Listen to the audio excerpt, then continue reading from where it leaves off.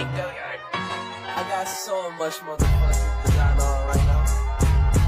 Break it down, bring it back, make it clap. I got 3 old thoughts, new guap, wearing that thing. Bitches on the line, and you know they come straight. Don't stop, 49, 45, so the catch right. How the fuck are we so? What's up guys? Assalamualaikum warahmatullahi wabarakatuh. Di sini izinkan saya Tiara Cynthia dengan NIM 2214201018 dari Prodi S1 Keperawatan Universitas Merdeka Bukit Tinggi. Di sini saya akan menjelaskan dan memenuhi tugas oleh Ibu Nurse Imelda L. Kartika NCAP mengenai anatomi tubuh manusia forehead and tutu. Simak videonya sampai akhir ya. Dan jangan lupa buat subscribe, like, and komen video ini. Materi pertama tentang sistem persarafan. Apa sih itu sistem saraf? Jadi, sistem saraf merupakan suatu jaringan yang kompleks yang mengatur dan mengkoordinasikan seluruh aktivitas tubuh kita. Di dalam sistem saraf ini terbagi menjadi 2 bagian.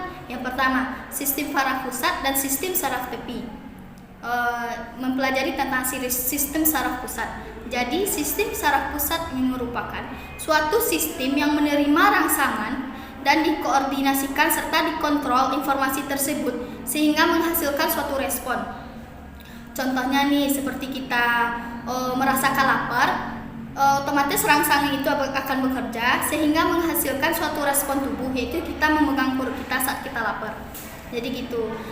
Yang kedua tentang sistem saraf tepi. Sistem saraf tepi merupakan sistem saraf yang di dalamnya terdapat sel-sel yang membawa informasi tersebut untuk dibawa ke saraf sensorik dan motorik.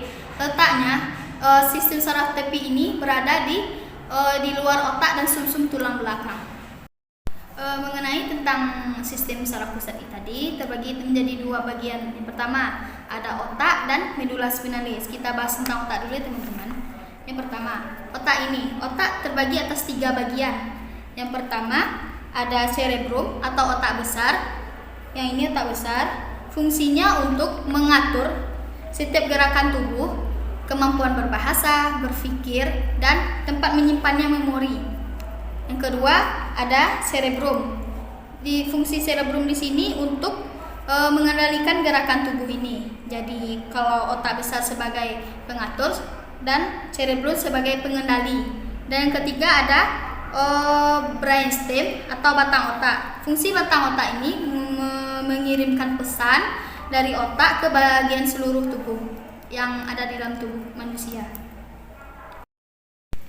Nah, di dalam otak tadi juga terdapat 12 pasang saraf kranial. Ini contoh gambarnya, 12 pasang saraf kranial. Untuk mudah menghafalnya, mari teman-teman kita nyanyiin lagunya. Ada 12 pasang macam saraf kranial. 1 hidung saya olfaktoris untuk mencium. 2 mata saya optikus untuk melihat. 3, 4, 6 gerakan bola mata, itu okulomotor, troklea dan abdusen. 5 trigemina untuk rahang dan gigi. 7 oktasial gerakan otot wajah. 8 oktorius untuk telinga mendengar. 9 glosofaring untuk faring dan lidah. 10 itu vagus untuk lambung dan jantung. 11 aksesoris vital organ dalam. 12 hipoglosa gerakan otot lidah. Itulah 12 pasang macam saraf kranial. Selanjutnya kita akan membahas mengenai mekanisme gerak refleks. Pasti dong setiap makhluk hidup itu bergerak atau berjalan, pokoknya bergerak lah. Jadi gerak refleks itu merupakan gerak yang terjadi secara spontan atau secara tiba-tiba tanpa melalui proses panjang dari otak. Contohnya nih, seperti tangan kita akan menjauh seketika atau secara spontan dari benda panas tersebut. Dari contoh tersebut dapat kita pahami melalui alur gerak refleksnya. Tadi ketika tangan kita terkena benda panas, maka saraf sensorik akan mengirimnya kepada saraf motorik, lalu diantarkannya kepada efektor organ. Otot bisep ini akan berkontraksi sehingga tangan kita tuh refleks aja gitu, menjauh dari benda panas tersebut. Materi kedua yang kita bahas yaitu materi tentang sistem endokrin. Apa sih itu sistem atau kelenjar endokrin? Kelenjar endokrin yaitu jaringan kelenjar yang memproduksi dan melepaskan hormon-hormon yang ada di dalam tubuh kita ini. Bicara masalah hormon, apa sih hormon itu?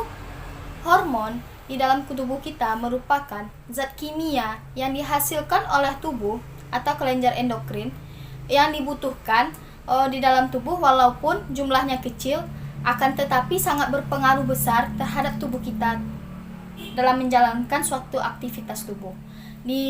Kita masuk pembahasan kedua yaitu kelenjar yang dihasilkan sistem endokrin beserta hormon dan fungsinya dalam tubuh. Ada apa aja sih? Yang pertama, ada kelenjar hipofisis, letaknya di otak kita. Kelenjar ini terbagi menjadi dari 3 lobus. Lobus yang pertama, anterior. Lobus anterior ini menghasilkan hormon. Ada yang pertama tiroksin, memproduksi endokrin. Yang kedua, adenokortikotropin untuk memproduksi kortikosteroid.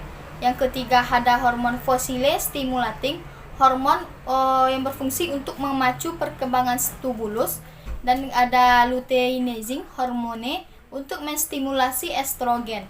Dan ada interstitial cell stimulating hormone, fungsinya dalam menghasilkan testosteron. Ada prolaktin untuk sekresi air susu.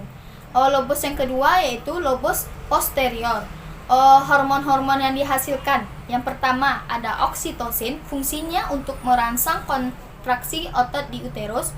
Yang kedua ada hormon antidiuretik hormone untuk fungsinya untuk mencegah dan membentuk urin dalam jumlah banyak. Dan yang ketiga kita bahas mengenai lobus intermedia. Hormon-hormon yang dihasilkan ada somatorof untuk merangsang tumbuhnya tulang. Yang kedua ada melanosit, fungsi stimulating hormon, fungsinya dalam penyumuran pigmen dan perubahan warna pada kulit kita. Kita masuk kelenjar yang kedua, ada kelenjar tiroid, nama lainnya gondok, letaknya di daerah leher dekat jakun kita. Hormon-hormon yang dihasilkan ada yang pertama tiroksin. Fungsi tiroksin ini untuk membantu dalam proses metabolisme pertumbuhan fisik, mental kita, kematangan seks. Yang kedua hormon yang dihasilkan yaitu tridoktironin, fungsinya dalam mengatur distribusi air garam dalam tubuh kita. Yang ketiga ada kalsitonin, fungsinya dalam tubuh untuk menjaga keseimbangan kalsium dalam darah. Selanjutnya yang maksud kelenjar yang ketiga yaitu kelenjar paratiroid atau anak gondok, berada di bagian leher. Hormon yang dihasilkan cuma satu, yaitu hormon parathormon, fungsinya dalam mengendalikan kadar kalsium dalam darah. Kita masuk kelenjar yang keempat yaitu kelenjar adrenal, fungsi atau nama lainnya supranalis di atas ginjal. Kelenjar ini terdiri dari 2 bagian. Yang pertama ada korteks. Hormon yang dihasilkan korteks ada korteks mineral, fungsinya bagi tubuh untuk menyerap natrium darah. Yang kedua glukokortikoid untuk mengubah protein menjadi glikogen, mengubah glikogen menjadi glukosa dan menaikkan kadar glukosa pada darah. Ada androgen, fungsinya untuk membentuk sifat kelamin pada laki-laki. Kelenjar adrenal yang kedua ada medula. Hormon yang dihasilkan di dalamnya yang pertama adrenalin, fungsinya dalam mengubah glikogen dalam otot menjadi glukosa dalam darah kita. Dan kelenjar yang kelima yaitu kelenjar pankreas, letaknya di pulang leher di lambung. Hormon yang dihasilkan ada yang pertama insulin untuk mengubah glukosa menjadi glikogen dalam hati karena kadar gula darah akan turun. Yang kedua glukogen, fungsinya dalam mengubah glikogen menjadi glukosa karena kadar gula darah naik. Ada kelenjar yang keenam, masuk kelenjar keenam, kelenjar gonad kelamin, letaknya di daerah perut wanita dan pria. Hormon-hormon apa aja sih yang dihasilkan? Yang pertama, pada wanita ada estrogen, fungsinya untuk menentukan ciri pertumbuhan kelamin sekunder. Yang kedua ada progesteron untuk menebalkan dan memperbaiki dinding uterus pada wanita. Masuk kepada pria. Pria ada hormon yang dihasilkan testosteron, fungsinya untuk menentukan ciri pertumbuhan kelamin sekunder. Masuk kepada kelenjar yang ketujuh, yaitu kelenjar timus kacangan, letaknya di daerah dada. Hormon yang dihasilkan ada yang pertama timosin, fungsinya dalam membantu sistem kekebalan tubuh. Nah, itulah tadi beberapa kelenjar atau sistem hormon yang dihasilkan dalam tubuh. Kita masuk ke materi yang ketiga, yaitu kita akan membahas yaitu sistem reproduksi. Sebelumnya apa sih itu sistem reproduksi? Jadi sistem reproduksi merupakan proses di saat makhluk hidup bisa menghasilkan keturunan. Selain membahas pengertian tadi, apa sih tujuan kita membahas sistem reproduksi ini? Tujuannya apa? Tujuannya agar dapat mempertahankan kelangsungan hidup seseorang dalam hidupnya. Di dalam sistem reproduksi ini terbagi menjadi dua. Yang pertama, sistem reproduksi pria dan ada di sistem reproduksi wanita. Yang pertama, kita akan masuk kepada sistem reproduksi pria. Ada apa aja sih? Sebelumnya, organ reproduksi pria ini terbagi menjadi dua. Yang pertama ada organ eksternal dan internal. Kita masuk kepada organ eksternal terlebih dahulu. Yang pertama ada penis. Fungsi penis di sini sebagai jalan keluarnya urin dan sperma. Yang kedua ada skrotum. Fungsinya sebagai sistem kontrol suhu pada testis dalam memproduksi sperma yang sehat. Dan yang ketiga ada testis, fungsinya untuk memproduksi sperma dan hormon testosteron pada pria. Kita masuk kepada organ internal. Ada apa aja? Yang pertama, ada epididymis. Fungsinya sebagai penyimpan sel sperma yang diproduksi di testis. Yang kedua, ada kelenjar prostat. Fungsinya untuk mengkontribusi cairan tambahan untuk proses ejakulasi. Yang ketiga ada kelenjar bulboretral, fungsinya untuk melumasi cairan dalam uretra dan menetralisir keasaman dalam urin.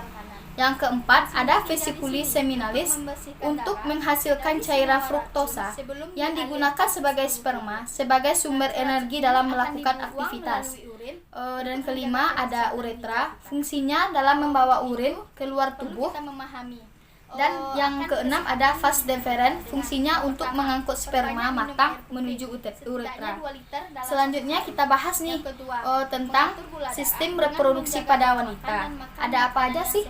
Sebelumnya organ reproduksi pada wanita ini juga terbagi menjadi dua. Yang pertama pada eksternalnya ada labia majora atau bibir besar. Fungsinya untuk melindungi organ bagian luar. Yang kedua ada labia minora, bibir kecil, fungsinya untuk melindungi vagina bagian dalam. Yang ketiga ada kelenjar Bartholin, fungsinya dalam melumasi area vagina. Dan yang keempat ada klistoris, fungsinya untuk rangsangan wanita saat berhubungan intim. Kita masuk nih kepada yang kedua, bagian internal dari reproduksi wanita. Yang pertama ada vagina sebagai alat reproduksi wanita pada saat menstruasi, jalan lahirnya bayi, dan jalan masuk sperma menuju rahim. Yang kedua ada ovarium. Fungsinya di sini sebagai hormon testosteron, progesteron, dan ovum atau telur. Yang ketiga ada tuba fallopi. Fungsinya untuk mengangkut ovum dan membawanya menuju rahim.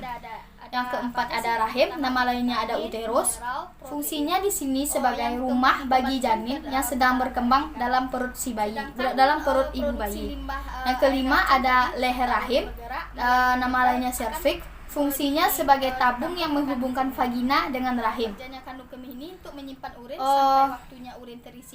Nah, kan tadi kita sudah membahas tentang sistem reproduksi wanita dan pria, dan itulah beberapa organ-organ yang terdapat di dalamnya. Kita masuk kepada materi yang keempat, yaitu mengenai sistem perkemihan. Bicara mengenai sistem perkemihan, ada yang tahu nggak apa itu kata-kata kemih? Jadi kemih secara bahasa artinya air seni atau air kencing. Pengertian sistem perkemihan merupakan organ yang berbentuk kantong, letaknya di panggul dan berada di belakang tulang kemaluan kita atau manusia. Gunanya perkemihan di tubuh manusia sebagai tempat menyimpan urin dari ginjal hingga siap dikeluarkan dalam tubuh. Ada fungsi lain dari sistem perkemihan ini, yaitu sebagai penyaring darah dan membuang apa yang tidak dibutuhkan oleh tubuh. Kita masuk kepada ciri-ciri urin untuk menandakan apakah urin kita sehat atau tidak. Yang pertama, ada urin normal. Urin normal ini berwarna putih jernih, menandakan kebutuhan cairan atau kadar air dalam tubuh kita ini cukup atau terpenuhi. Dan yang kedua, ada dehidrasi ringan, warnanya agak kuning pucat, yaitu menandakan kebutuhan cairan dalam tubuh kita kurang terpenuhi. Jadi kita harus banyak minum air putih. Dan yang ketiga, ada dehidrasi berat, warnanya oranye pekat atau fungsi menandakan kebutuhan cairan dalam tubuh kita itu sangatlah sedikit. Jadi untuk itu perlu kita pahami bahwa minum air itu sangat berguna dalam tubuh kita. Nah, kita masuk lagi nih kepada apa aja sih anatomi sistem perkemihan dalam tubuh manusia. Yang pertama, ada ginjal. Ginjal di dalam tubuh terbagi menjadi dua, ada ginjal kiri dan ginjal kanan. Fungsinya ginjal di sini untuk membersihkan darah dari senyawa racun sebelum dialirkan ke seluruh tubuh. Racun-racun ini akan dibuang melalui urin untuk menjaga kesehatan ginjal kita. Untuk itu, perlu kita memahami akan kesehatan ginjal kita dengan yang pertama, perbanyak minum air putih, setidaknya 2 liter dalam 1 hari. Yang kedua, mengatur gula darah dengan menjaga pola makan dan makan makanan yang sehat dan bergizi. Yang ketiga, menghindari merokok bagi laki-laki. Dan yang keempat, sering berolahraga secara rutin agar mempertahankan kadar air dalam tubuh kita. Yang kedua, ada ureter. Ureter ini berbentuk tabung tipis di dalam panggul. Fungsinya di sini untuk membawa urin dari ginjal ke kandung kemih. Dan organ yang ketiga ada kandung kemih. Bentuknya seperti kantong, terletak di bagian panggul belakang tulang kemaluan. Fungsinya di sini untuk menyimpan urin dalam ginjal kita. Dan keempat, ada uretra, berbentuk tabung yang membawa urin ke kandung kemih keluar dari tubuh kita. Untuk itu, perlu kita mempelajari dari proses kerja anatomi dari sistem perkemihan tadi. Yang pertama, ada prosesnya. Darah memasuki setiap ginjal melalui banyak arteri kecil. Selanjutnya, ginjal menyaring darah dengan memisahkan racun dan nutrisi. Dan proses selanjutnya ada dipisahkannya antara racun dan nutrisi. Bagian nutrisi ada apa aja sih? Yang pertama ada vitamin, mineral, protein. Yang dikembalikan ke dalam darah kita. Sedangkan produksi limbah air racun tadi serta urin bergerak melalui ureter akan ditampung ke kandung kemih. Kerjanya kandung kemih ini untuk menyimpan urin sampai waktunya urin terisi penuh sampai batasnya 600 ml. Untuk itu dikeluarkan melalui ureter. Jadi itulah proses dari sistem perkemihan tadi. Baiklah, kita akan masuk kepada materi yang kelima, yaitu tentang sistem pernafasan pada manusia. Setiap makhluk hidup pasti perlu bernafas dong untuk mempertahankan kelangsungan hidupnya, terutama pada manusia. Kalau tidak, bisa manusia itu akan mati. Apa sih itu sistem pernafasan? Sistem pernafasan merupakan suatu proses atau kegiatan saat kita menghirup oksigen dari lingkungan sekitar dan mengeluarkannya dalam bentuk karbon dioksida atau CO2. Lanjut kita kepada organ-organ apa aja sih yang ada dalam sistem pernafasan manusia. Yang pertama ada rongga hidung. Fungsinya sebagai jalan keluarnya masuk udara. Yang kedua ada faring, letaknya di tenggorokan untuk menyediakan saluran sebagai udara yang masuk dari hidung tadi. Yang ketiga ada laring atau pangkal dari tenggorokan. Fungsinya sebagai tempat keluar masuknya udara dan tempat penghasilnya suara. Yang keempat ada trakea atau batang tenggorokan. Fungsinya di sini sebagai menyaring benda-benda asing yang masuk melalui saluran pernafasan. Dan yang kelima ada bronkus. Fungsinya menyediakan jalan udara yang ingin keluar masuk menuju paru-paru kita. Yang keenam ada pulmo atau paru-paru. Di sini paru-paru terbagi menjadi dua. Yang pertama ada paru-paru kanan dan ada paru-paru kiri. Paru-paru kanan terdiri dari 3 lobus, sedangkan paru-paru kiri memiliki 2 lobus saja. Fungsinya di sini sebagai tempat pertukaran oksigen dan karbon dioksida. Sekarang kita mari pelajari tentang proses pernafasan manusia. Di sini proses pernafasannya terbagi atas 2. Yang pertama ada pernafasan dada. Ini terjadi karena gerakan otot rusuk oleh otot antarusuk saling bekerja. Cara kerjanya yaitu pengambilan udara terjadi pada otot antarusuk saling berkontraksi atau mengerut, sehingga tulang rusuk akan terangkat ke atas, menyebabkan dada akan membesar. Yang kedua ada pernafasan perut. Terjadi karena gerakan otot diafragma berkontraksi. Di sini posisi diafragmanya mendatar, menyebabkan rongga dada dan paru-paru membesar. Jadi itu teman-teman tentang sistem pernafasan kita. Kita masuk kepada materi yang keenam mengenai muskuloskeletal. Jadi muskuloskeletal ini terdiri dari 2 kata nih. Yang pertama ada muskular yang artinya otot, sedangkan skeletal artinya tulang atau rangka kita. Jadi pengertian secara keseluruhan mengenai sistem muskuloskeletal ini adalah sistem yang terdiri dari otot, jaringan ikat, saraf, serta sulang dan sendi. Sistem ini berperan penting dalam gerakan tubuh. Oleh karena itu, bila sistem muskuloskeletal terganggu, maka menyebabkan kita akan susah bergerak dan melakukan aktivitas lainnya seperti berjalan, berlari, dan lain-lainnya. Pertama kita akan bahas mengenai tentang muskuler. Merupakan salah satu dari 4 jenis jaringan primer atau utama. Terdiri dari sel-sel otot yang khusus untuk berkontraksi. Di dalam otot ini ada 3 jenis jaringan otot. Yang pertama ada otot rangka, merupakan bagian terbesar dari tubuh.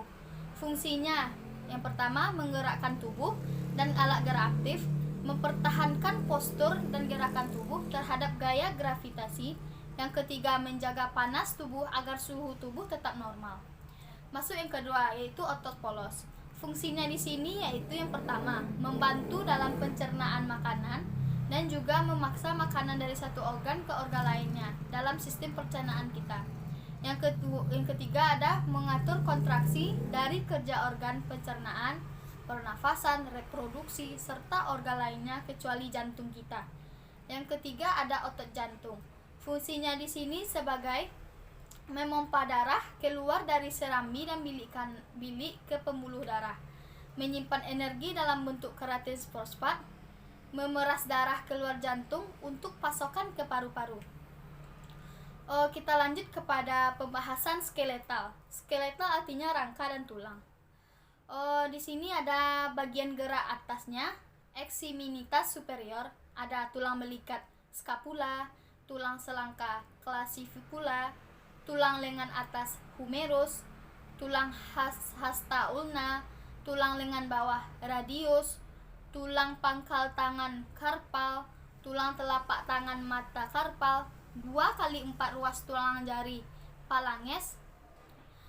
Di alat gerak bagian bawahnya atau ekstremitas inferior ada yang pertama 2 tulang paha atau femur, 2 tulang kering atau tibia, 2 tulang betis atau fibula, 2 tulang tumit atau calcaneus, 2 tulang tempurung lutut patella, 2x7 tulang pergelangan kaki atau tarsal, 2x5 telapak kaki metatarsial, ada 2x5 tulang jari kaki phalanges pedis, ada 2x14 ruas tulang jari kaki digital phalanges pedis. Jadi itu teman-teman tentang sistem alat gerak dari muskuloskeletal dalam tubuh manusia. Baik, kita masuk kepada materi yang ketujuh yaitu tentang sistem integumen. Apa sih itu sistem integumen? Integumen secara bahasa artinya penutup. Jadi pengertiannya yaitu integumen mengarah pada struktur kulit dan aksesorisnya yaitu ada kuku, rambut, dan kelenjar. Sistem integumen terdiri dari yang pertama ada kulit. Struktur lapisan kulit ada yang pertama epidermis merupakan lapisan terluar dari kulit kita. Fungsinya dalam memberikan perlindungan terhadap tubuh. Di dalam epidermis ini terbagi atas 3 bagian. Yang pertama, sel melanosit, fungsinya untuk memberikan warna pada kulit tubuh kita. Yang kedua ada sel Langerhans, fungsinya untuk sistem imun kita. Yang ketiga ada sel Merkel, berfungsi dalam membentuk reseptor sensorik sebagai indera peraba. Kita masuk yang kedua, dermis. Lapisan keduanya itu dermis. Merupakan lapisan tengah yang terdiri dari protein yang dikenal sebagai kolagen. Dalam dermis ini terdapat beberapa lapisan loh. Yang pertama ada lapisan papilia, terdiri dari serat kolagen halus, elastin, dan retikulum dalam membentuk jaringan halus yang terdapat di bawah epidermis tadi. Yang kedua ada lapisan retikuler, tersusun bergelombang, mengandung sedikit serat retikulum namun banyak serat elastin. Kita masuk kepada hipodermis, lapisan yang ketiganya, yaitu atau lapisan subkutan. Merupakan lapisan bagian bawah kulit yang tersusun atas sel-sel lemak dan jaringan ikat. Fungsinya di sini untuk menyimpan energi serta menghindari benturan pada saat terjadi kecelakaan mungkin. Jadi kesimpulan kulit ini bagi tubuh itu memiliki banyak manfaat teman-teman. Yang pertama ada sebagai pelindung tubuh bagian dalam dari ancaman berbahaya di lingkungan sekitar kita. Yang kedua sebagai pengatur suhu tubuh. Yang ketiga ada sebagai alat ekskresi dari kelenjar. Di sini kelenjar dalam tubuh kita ada 3. Yang pertama ada kelenjar keringat, yang kedua kelenjar minyak, dan yang ketiga ada kelenjar seminosa. Sebagai indera peraba, sebagai pembentuk pigmen. Proses penyembuhan luka pada kulit perlu kita pahami untuk pada keperawatan besok agar kita mendapatkan beberapa tindakan. Yang pertama, prosesnya itu proses hematosis. Pada saat terjadi kecelakaan, kulit mulai terluka dan berdarah sehingga membentuk gumpalan darah pada kulit. Yang kedua ada proses inflamasi, di mana proses ini mulai berhenti dan darahnya mulai berhenti dan mengalami pembengkakan dan kemerahan pada kulit. Yang ketiga prosesnya yaitu proses proliferasi, di mana sel darah merah ini yang kaya akan oksigen akan datang keluar menggantikan sel darah merah yang terbuang tadi untuk membangun jaringan yang baru yang disebut dengan jaringan parut. Kita masuk kepada integumen yang kedua yaitu kuku. Kuku adalah bagian tubuh yang terdapat di ujung jari kita yang terbuat dari keratin protein. Fungsinya kuku di sini sebagai pelindungi ujung jari yang lembut dan penuh urat saraf. Di sini kita akan membahas mengenai bagian-bagian dari kuku kita. Yang pertama ada matrit ungis. Fungsinya dalam menghasilkan lempeng kuku. Yang kedua ada laluna sebagai bentuknya bulan sabit. Yang ketiga sinus inguis, terdapat pada pangkal bagian bawah kuku kita. Yang keempat ada corpus unguis, ada lapisan sel mati di dalamnya, membuat kuku kita akan fleksibel. Yang kelima ada hyponychium, fungsinya di sini dalam membentuk sengel pada dasar kuku. Yang keenam ada margoliber, terletak di tepi kuku yang tajam. Yang ketujuh ada pita anicodermal, terlihat seperti kaca keabu-abuan. Kita masuk kepada sistem integumen yang ketiga ada rambut. Rambut di dalam tubuh manusia merupakan benang yang tumbuh dan rambut ini muncul dari epidermis, walaupun berasal dari folikel rambut yang berada jauh di bawah dermis. Di sini kita akan mempelajari tentang tipe-tipe pada rambut. Yang pertama ada rambut halus. Rambut halus ini tidak berpigmen, contohnya pada rambut bayi. Yang kedua ada rambut kasar. Pada rambut kasar ini memiliki pigmen medula, contohnya pada rambut orang dewasa. Dari bagian-bagian rambut tersebut ada akar rambutnya dan batang rambut. Dalam mempelajari pigmen ini, integumen ini, fungsi rambut ada yang pertama melindungi kulit dari pengaruh buruk, sebagai pengatur suhu, mendorong penguapan keringat, sebagai indera peraba yang sensitif. Jadi itu merupakan dari sistem integumen yang harus kita pelajari. Baiklah, kita akan masuk kepada materi yang ke-8, yaitu mengenai sistem kardiovaskular. Apa sih itu kardiovaskular? Jadi, kardiovaskular itu terdiri dari dua kata. Yang pertama ada kardio yang artinya jantung, dan yang kedua adanya vaskular artinya pembuluh darah. Jadi, pengertian kardiovaskular secara keseluruhan yaitu kardiovaskular merupakan suatu sistem yang secara umum berperan mengedarkan darah ke seluruh tubuh kita, sekaligus membawa oksigen dan zat gizi-gizi yang semua jaringan tubuh, serta mengangkut semua zat buangan. Sistem ini melibatkan jantung, pembuluh darah, dan darah dalam tubuh kita. Jantung merupakan organ yang berongga dan berotot yang memompa semua darah sebanyak lebih dari 5 liter ke seluruh tubuh kita, sekitar 1 putaran per menit atau lebih cepat di saat berolahraga. Jadi, kali ini saya akan mengenalkan beberapa organ yang terkait dengan proses kardiovaskuler ini. Yang pertama ada jantung. Jantung ini memiliki berat di dalam tubuh kita kisaran 250 sampai 300 gram. Fungsinya yaitu untuk memompa darah dan mengirimkannya ke seluruh jaringan yang ada dalam tubuh kita. Darah ini diperlukan kita kirim ke jaringan tubuh karena terdapat dua hal yang penting. Yang pertama, darah itu menyediakan zat-zat yang diperlukan jaringan, seperti oksigen dan nutrisi. Dan yang kedua yaitu karena darah akan mengangkut zat-zat buangan yang ada dihasilkan oleh jaringan. Nah, sebelum itu kita akan membahas cara kerja jantung dalam tubuh kita. Apa sih cara-cara kerjanya? Yang pertama, cara kerjanya yaitu atrium kanan atau serambi kanan. Yang kedua atrium kiri, serambing kiri. Yang ketiga ventrikel kanan atau bilik kanan. Yang keempat ada ventrikel kiri atau bilik kiri. Di sini kita akan membahas 4 rongga jantung tersebut. Yang pertama ada atrium tadi. Letaknya di atas, fungsinya sebagai rongga jantung yang menerima darah dari pembuluh darah. Atrium di dalam tubuh kita terbagi atas 2. Yang pertama ada atrium kanan dan kiri. Atrium kanan berfungsi dalam menerima darah kotor yang ada di dalam tubuh kita. Yang darahnya yang kaya akan karbon dioksida atau CO2. Yang kedua ada atrium kiri. Fungsinya di sini yaitu untuk menerima darah bersih yang kaya akan oksigen atau O2. Yang kedua kita masukkan ventrikel tadi. Letaknya di bawah. Ventrikel ini sebagai rongga pemompa darah keluar dari jantung kita. Terdiri dari ventrikel kanan dan juga ventrikel kiri. Di dalam jantung juga terdapat 4 katup loh. Yang pertama ada katup tricuspidalis.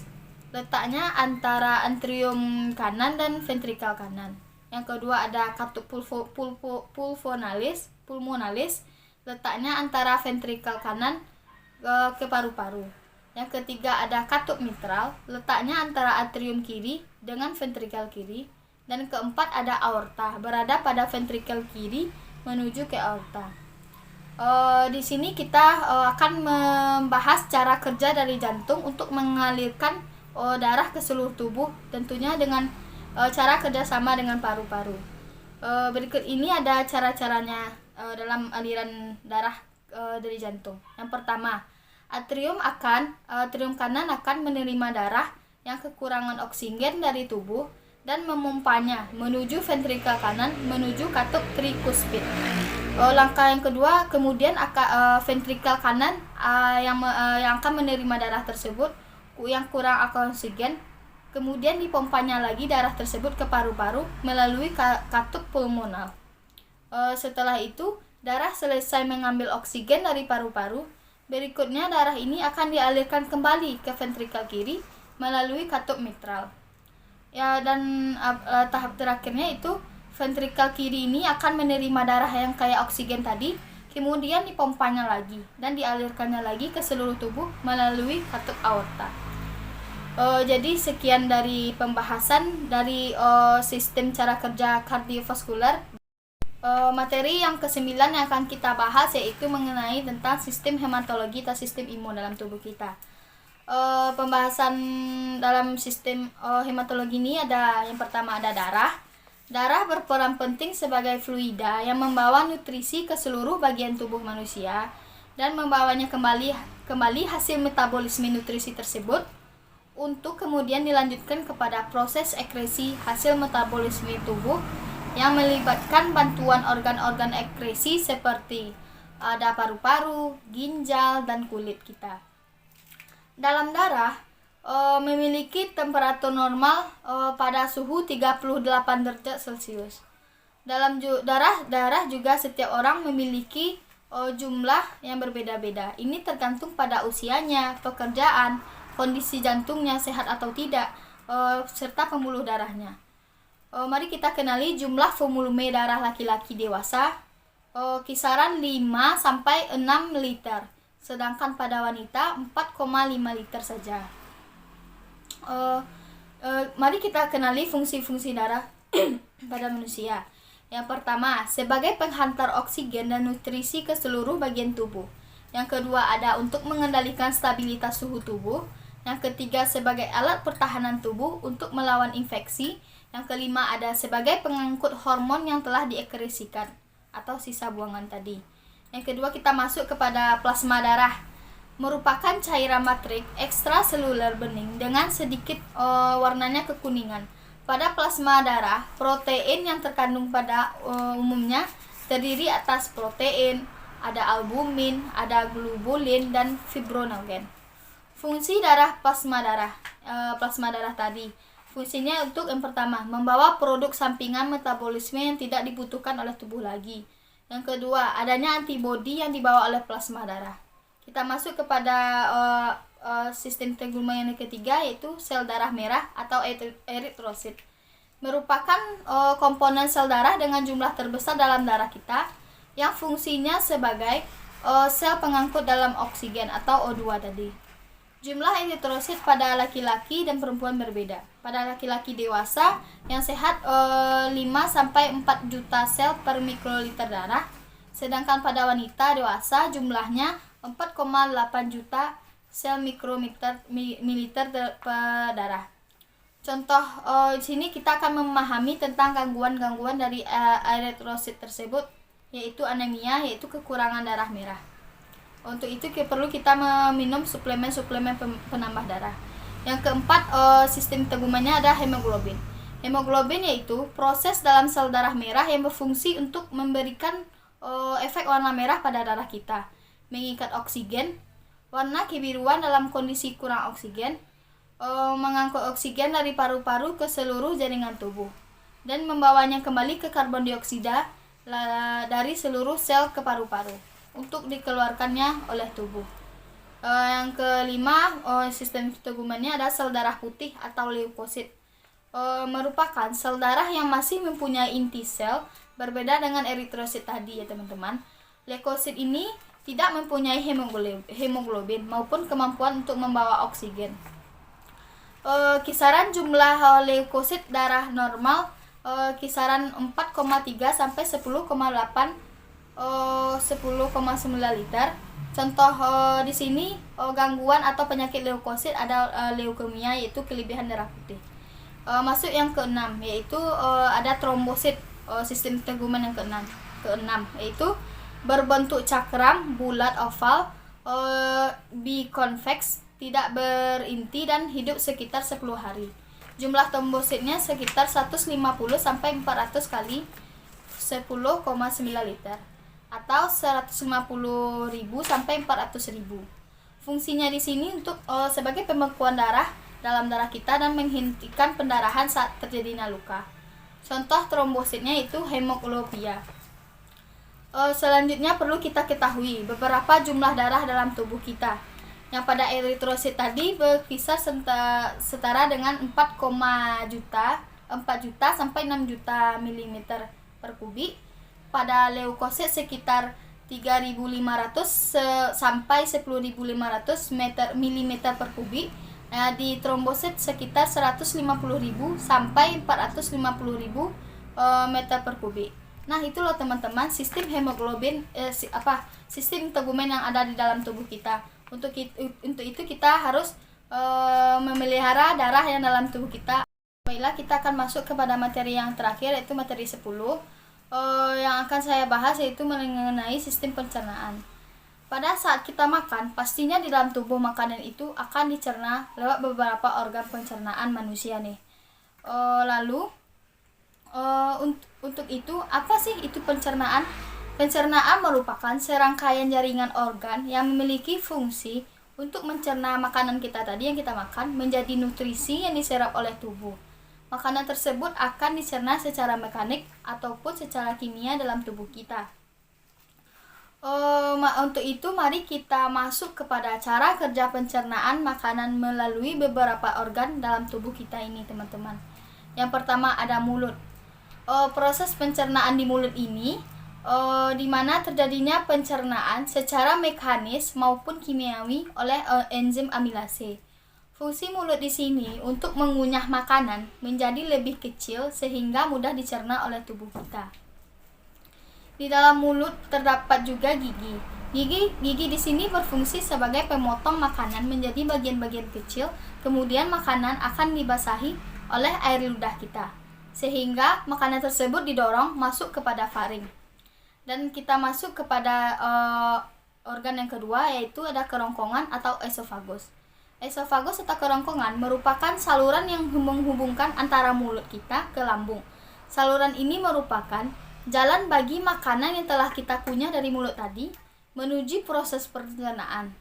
Dalam otot-otot kerongkongan akan memindahkan makanan dengan gerakan peristaltik sehingga makanan tersebut terdorong masuk menuju lambung kita.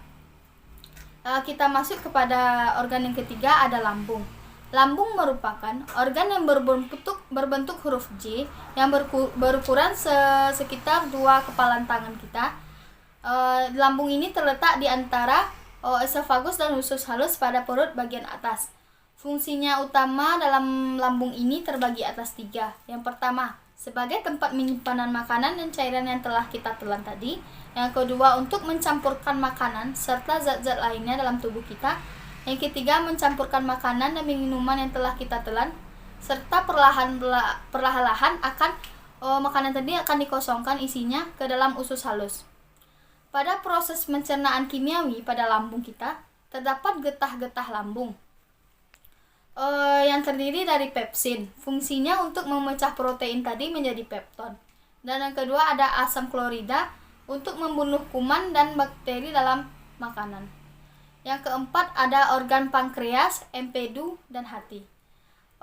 Organ pelengkap dalam sistem pencernaan karena di hati akan membentuk cairan empedu yang diperlukan dalam proses pencernaan lemak. Lalu empedu akan ditampung ke kantung empedu sebelum digunakan ke usus halus.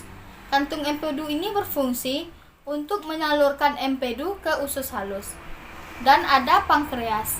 Pankreas tadi berfungsi untuk memproduksi enzim-enzim dalam pencernaan guna mencerna karbohidrat, protein, lemak di usus halus kita.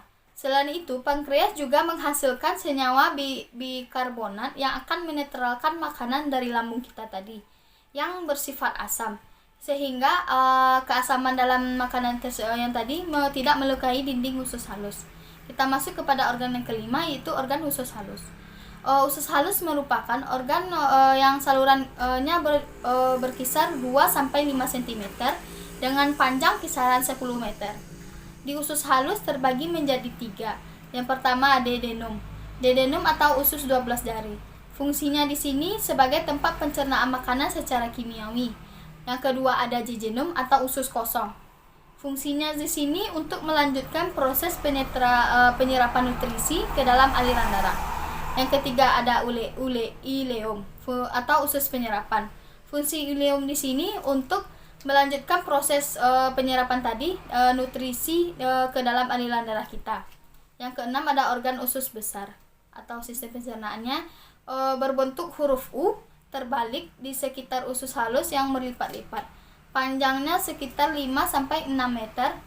Fungsi usus besar di sini untuk pembuangan air dan mineral elektrolit dari ampas makanan yang tidak dicerna, lalu membentuk limbah pada saat dapat dikeluarkan atau terisi penuh. Yang organ keenam atau sistem pencernaan keenam itu ada rektum dan anus. Sisa isi usus besar yang telah menjadi fase tadi kemudian disalurkannya ke bagian akhir, yaitu usus besar, nama lainnya rektum. Rektum ini sementara menampung fases yang kita makan dari proses pencernaan tadi sebelum dikeluarkan dari tubuh kita. Saat rektum sudah mulai penuh, otot-otot di sekelilingnya akan terangsang untuk mengeluarkan fases. Hal inilah yang akan membuat perut kita begah atau terasa mules. Pada organ selanjutnya yang berperan adalah anus. Anus merupakan bagian paling akhir dari saluran pencernaan tubuh manusia.